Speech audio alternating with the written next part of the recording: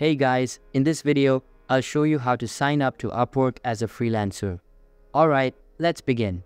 First of all, open any type of preferred browser and search for upwork.com. Once you are on the Upwork webpage, look for the Sign Up button located at the top right corner of the screen. Click on that button to proceed. You will then see a few options for signing up.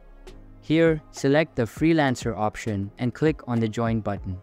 Next, you will be prompted to enter various pieces of information about yourself. This typically includes your name, email address, and a password.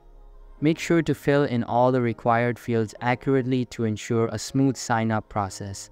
After entering your information, review everything to make sure it is correct. Once you are satisfied, click on the Create My Account button to complete the process. You may receive a confirmation email from Upwork asking you to verify your email address. So that's basically how you can sign up to Upwork as a freelancer. And that's it for this video. If you find this helpful, consider subscribing and giving this a big thumbs up. Thanks.